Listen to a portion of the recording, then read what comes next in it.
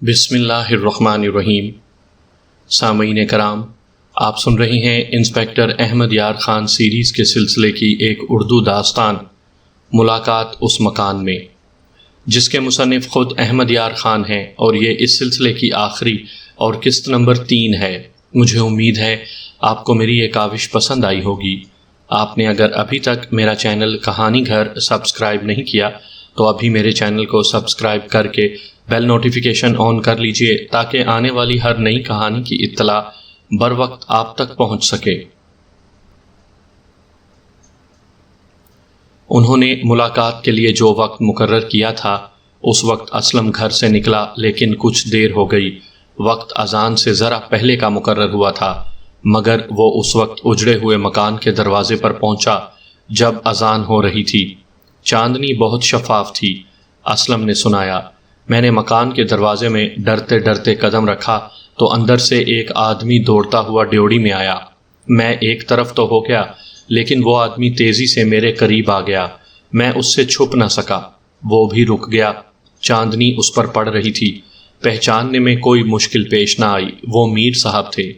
ان کے ہاتھ میں کوئی لاٹھی یا ڈنڈا یا اس قسم کی اور کوئی چیز تھی؟ میں نے پوچھا۔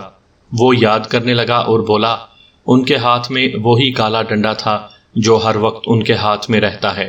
مجھے یاد آ گیا کہ میں نے جب بھی میر صاحب کو دیکھا یہ خوبصورت ڈنڈا اس کے ہاتھ میں ہوتا تھا۔ اب تھانے میں بھی یہ ڈنڈا اس کے پاس تھا۔ میں نے ایک کانسٹیبل سے کہا کہ میر صاحب سے ڈنڈا لے آؤ۔ کانسٹیبل ڈنڈا لے آیا۔ میں نے غور سے دیکھا، یہ ڈنڈا 2 انچ موٹا اور گز بھر لمبا ڈنڈا شاہ بلوت کی لکڑی کا تھا۔ خرات پر گول کیا ہوا تھا اور اس پر کالا چمکدار رنگ کیا گیا تھا۔ دونوں سروں پر تقریباً 3 انچ لمبی پیتل کی شامیں چڑھی ہوئی تھیں۔ ایک سرے پر سفید رنگ میں یا محمد اور دوسرے سرے پر یا علی لکھا ہوا تھا۔ یہی تھا؟ یہی ہو سکتا ہے، اسلم نے جواب دیا۔ یہی ڈنڈا ان کے ہاتھ میں رہتا ہے۔ آگے سناؤ، میں نے اسلم سے کہا۔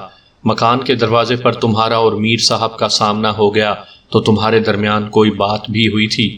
میر صاحب نے مجھے پہچان لیا اور کہا، تم یہاں کیا کر رہے ہو؟ اندر نہ جانا۔ چونکہ انہیں میری اور لڑکی کی محبت کا علم تھا، اس لیے میں نے انہیں بتا دیا کہ اسے چھت کی طرف سے اس مکان میں آنا تھا۔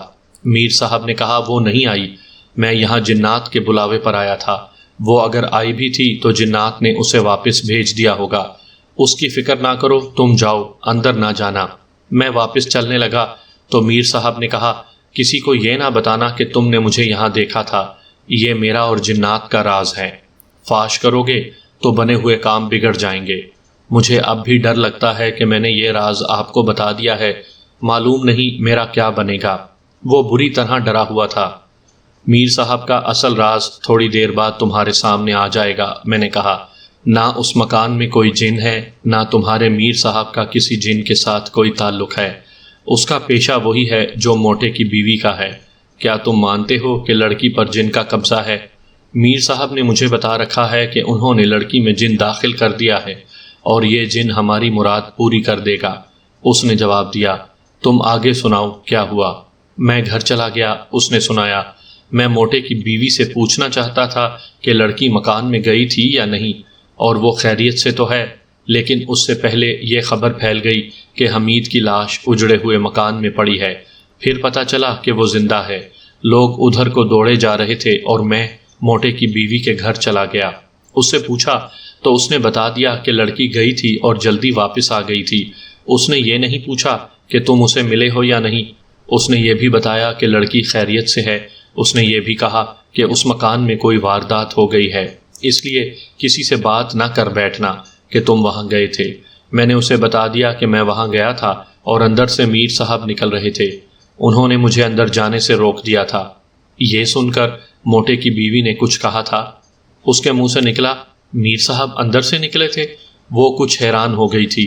اس کے علاوہ اس نے اور کچھ نہیں کہا تھا۔ میں نے اس سے بھی چند اور باتیں پوچھیں اور اسے کانسٹیبلوں کے کمرے میں بٹھا دیا۔ موٹے کی بیوی کو بلایا۔ کیا تم نے میر صاحب کو پہلے بتا دیا تھا کہ اسلم اور لڑکی کی ملاقات فلاں وقت اس مکان میں ہو رہی ہے؟ میں نے اس سے پوچھا۔ 1 روز پہلے وہ میرے گھر آئے تھے، اس نے جواب دیا۔ لڑکی اور اسلم کا ذکر چل نکلا میں نے انہیں بتایا کہ ان دونوں کی ضد پر میں نے ان دونوں کی ملاقات کا یہ انتظام کر دیا ہے۔ میر صاحب کے پوچھنے پر میں نے انہیں ملاقات کا وقت بھی بتا دیا تھا۔ جب سب کو پتہ چل گیا کہ حمید مکان میں بے ہوش پڑا ہے تو میر صاحب تم سے ملا تھا، کچھ کہتا تھا؟ ملا تھا، اس نے جواب دیا۔ گھبرایا ہوا تھا، بار بار کہتا تھا کہ کچھ ہی کیوں نہ ہو جائے، کسی کو یہ نہ بتانا کہ اسلم اور لڑکی اس مکان میں گئے تھے۔ اسے باہر بھیج کر میں نے میر صاحب کو بلایا اور اپنے سامنے بٹھا لیا۔ اس کا ڈنڈا میرے ہاتھ میں تھا۔ میر صاحب، میں نے اس سے پوچھا، آپ نے حمید کے سر پر یہ ڈنڈا یا محمد کی طرف سے مارا تھا یا علی کی طرف سے؟ اس نے مسکرانے کی کوشش کی، اداکاری کا تو وہ ماہر تھا ہی۔ بولا، آپ کی باتیں بڑی دلچسپ ہوتی ہیں، ڈنڈے کا حمید کے ساتھ کیا تعلق ہو سکتا ہے؟ اور وہ ہنس پڑا۔ تم اس مکان میں اس وقت کیا کر رہے تھے؟ کس وقت جناب؟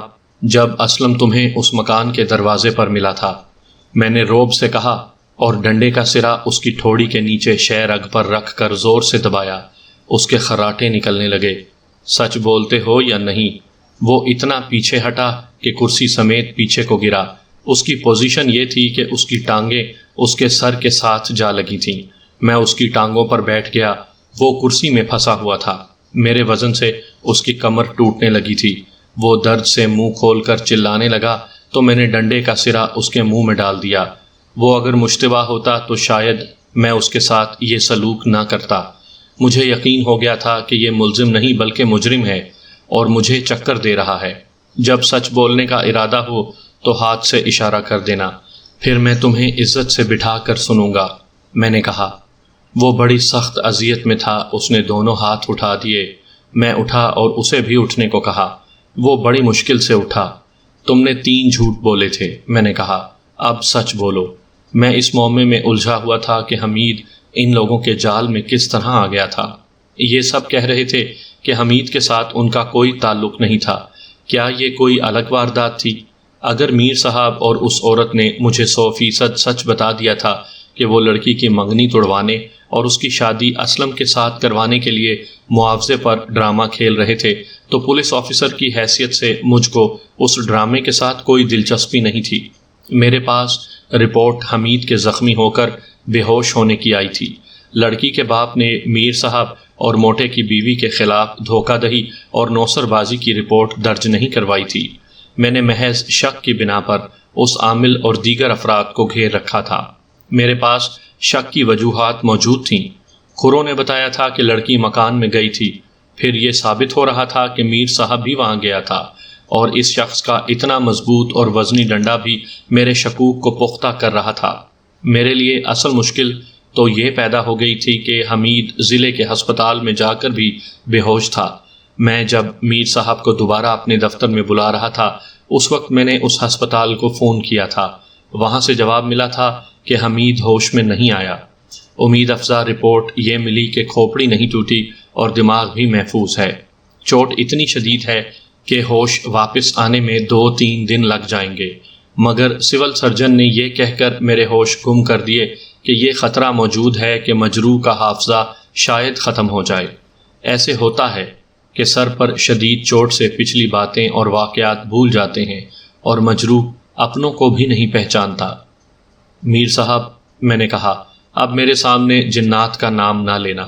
تمہاری اصلیت اور تمہارے جھوٹ بے نقاب ہو چکے ہیں۔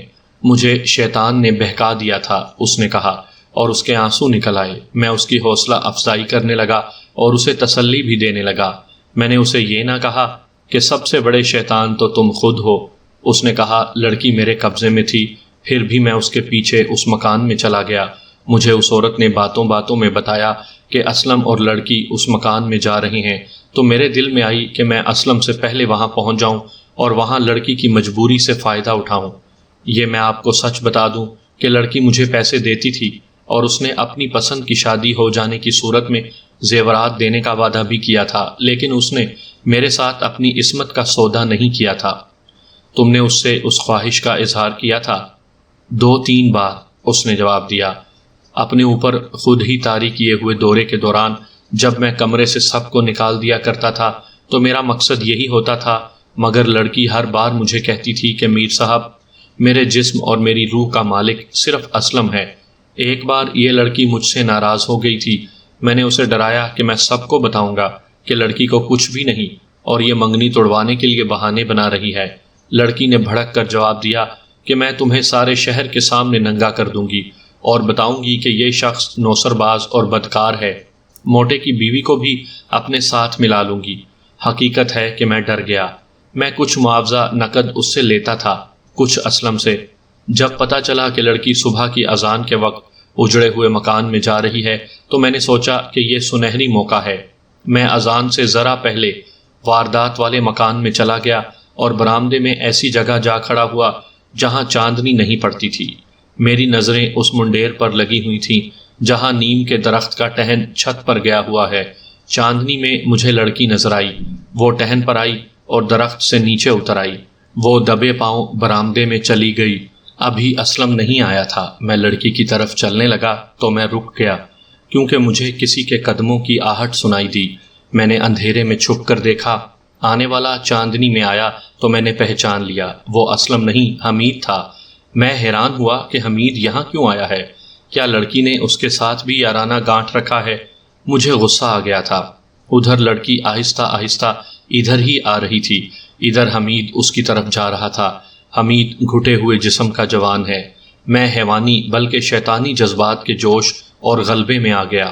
حمید ذرا اور آگے گیا تو میں نے دبے پاؤں پیچھے جا کر اس کے سر پر بڑی زور سے ڈنڈا مارا۔ مجھے امید تھی کہ وہ بھاگ جائے گا مگر وہ گر پڑا۔ میرا ارادہ یہ تھا کہ لڑکی کو پکڑ لوں گا مگر لڑکی نے دیکھ لیا میں نے کیا کیا ہے۔ اس نے مجھے پہچانا نہیں تھا۔ میں حمید کو دیکھنے لگا کہ وہ اٹھے گا اور بھاگے گا۔ اتنے میں لڑکی دوڑ پڑی۔ پیشتر اس کے کہ میں اس تک پہنچتا وہ درخت پر چڑھ گئی تھی۔ حمید بے ہوش ہو گیا تھا۔ اذانیں ہو رہی تھیں۔ میرا شیطانی جوش سرد پڑ گیا۔ مجھے معلوم تھا کہ لوگ جاگنے لگے ہیں۔ میں دوڑ کر مکان سے نکلا تو دروازے میں اسلم کھڑا تھا۔ میں نے اسے کہا کہ مجھے جنات نے بلایا تھا۔ اس نے لڑکی کے متعلق پوچھا کہ آئی تھی۔ میں نے کہا کہ تم چلے جاؤ، وہ نہیں آئی، وہ چلا گیا۔ ذرا غور کریں کہ کھوجی نے کتنا صحیح بتایا تھا کہ درخت سے اتر کر لڑکی آہستہ آہستہ برآمدے تک گئی اور واپس دوڑتی گئی۔ میر صاحب کا بیان طویل تھا۔ میری جرح اور مزید پوچھ گچھ نے اسے زیادہ طویل کر دیا تھا۔ آپ کو اہم اور موٹی موٹی باتیں سنائی ہیں۔ اب اس ڈرامے کا اہم کردار رہ گیا تھا اور وہ یہ لڑکی تھی جسے میں نے تھانے بلانا مناسب نہیں سمجھا۔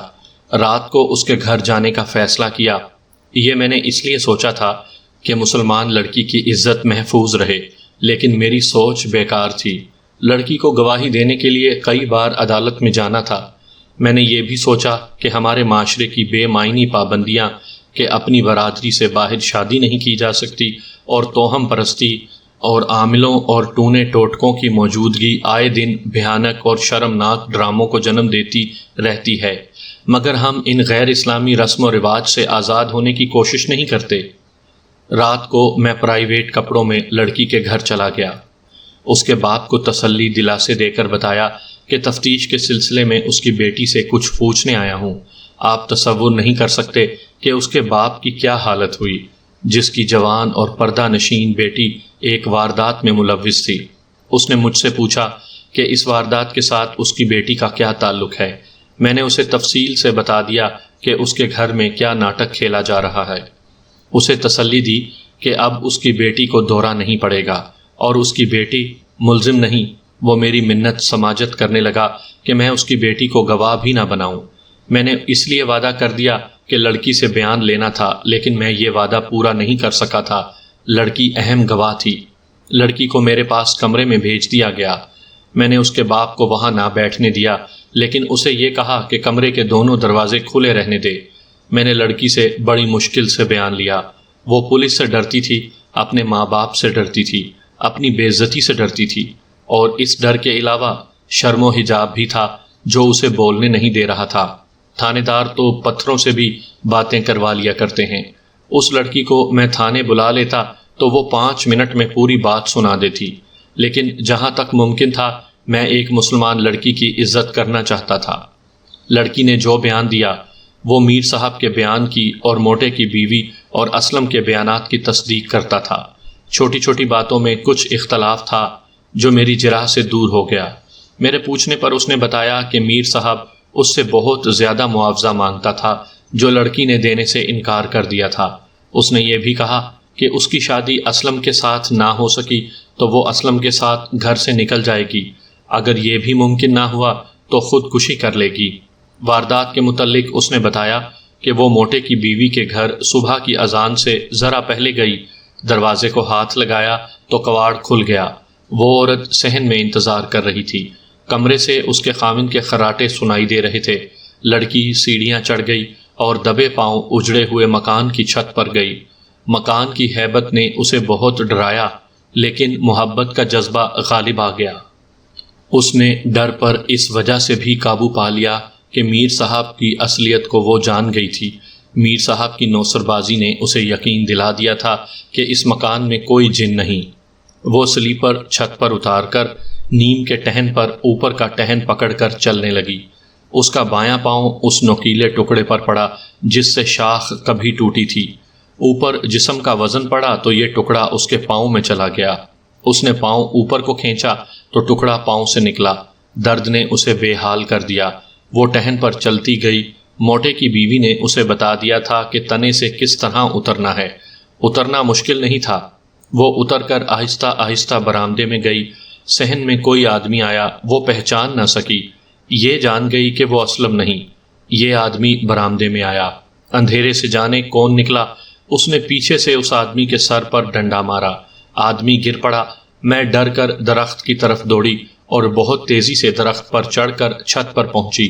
سلیپر پہنے اور دبے پاؤں موٹے کے مکان کی سیڑھیاں اتر گئی۔ موٹے کی بیوی کو کچھ نہ بتایا۔ میرا پاؤں زخمی تھا۔ واپس اپنے گھر گئی تو سب سوئے ہوئے تھے۔ میں نے ماں کو جگا کر کہا کہ میں ننگے پاؤں صحن میں چلی گئی تھی، یہ کیل پاؤں میں اتر گئی ہے۔ میں نے ثبوت کے طور پر ایک کیل ہاتھ میں لے لی تھی جو مجھے معلوم تھا کہاں رکھی ہے۔ ماں نے ہلدی گھی میں کاٹ دی جو میں نے پاؤں پر باندھ دی۔ ماں کو زخم نہ دکھایا کیونکہ یہ زخم کیل کا نہیں تھا۔ یہ اس کے بیان کے اہم حصے ہیں جو میں نے آپ کو سنائے ہیں۔ میں نے اس کے بائیں پاؤں کا سلیپر اپنے قبضے میں لے لیا۔ اس نے یہ سلیپر دھویا نہیں تھا، اس میں جمے ہوئے خون کی موجودگی ضروری تھی۔ یہ بھی سیریالوجسٹ کے پاس بھیجنا اور ثبوت کے طور پر عدالت میں پیش کرنا تھا۔ لڑکی نے جرم کی داستان تو سنا دی لیکن یہ ابھی مکمل نہیں تھی۔ اسے صرف حمید مکمل کر سکتا تھا جو 25 میل دور بے ہوش پڑا تھا۔ میں نے یہ فرض کر کے کہ حمید کبھی ہوش میں نہیں آئے گا، مقدمہ تیار کرنے کے لیے شہادتیں اکٹھی کرنی شروع کر دیں۔ میر صاحب کو میں نے گرفتار کر لیا اور اگلے روز اسے مجسٹریٹ کے پاس اقبالی بیان ریکارڈ کروانے کے لیے وہیں لے گیا جہاں ضلع کا ہسپتال تھا۔ اسے مجسٹریٹ کے پاس چھوڑ کر میں ہسپتال چلا گیا۔ حمید کو دیکھا۔ ڈاکٹر نے خوشخبری سنائی کہ کسی وقت حمید ذرا سی آنکھ کھولتا ہے اور فوراً بند کر لیتا ہے۔ میں نے اسے آہستہ سے بلایا، حمید۔ اس نے میری طرف منہ کیا مگر آنکھیں نہ کھول سکا۔ میں نے پوچھا، کچھ افاقہ محسوس کر رہے ہو؟ اس نے سر کو ہلکی سی جنبش دی۔ وہ افاقہ محسوس کر رہا تھا۔ باہر آ کر ڈاکٹر نے مجھے کہا، دماغ محفوظ ہے، بات سمجھتا ہے، اگر آج ہوش میں آ گیا تو 2 روز بعد بیان دینے کے قابل ہو جائے گا۔ اس کا باپ اور چھوٹا بھائی باہر اداس اور پریشان بیٹھے تھے۔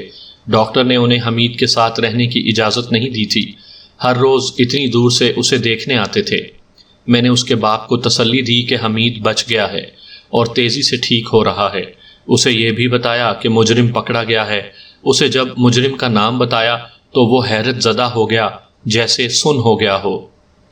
میر صاحب کا اقبالی بیان قلم بند ہو چکا تھا۔ اسے جوڈیشل حوالات میں بھیج دیا گیا تھا۔ میں اپنے تھانے میں آ گیا۔ دوسرے دن سورج غروب ہو رہا تھا جب مجھے فون پر اطلاع ملی کہ میں اگلے روز بیان لینے کے لیے آ جاؤں۔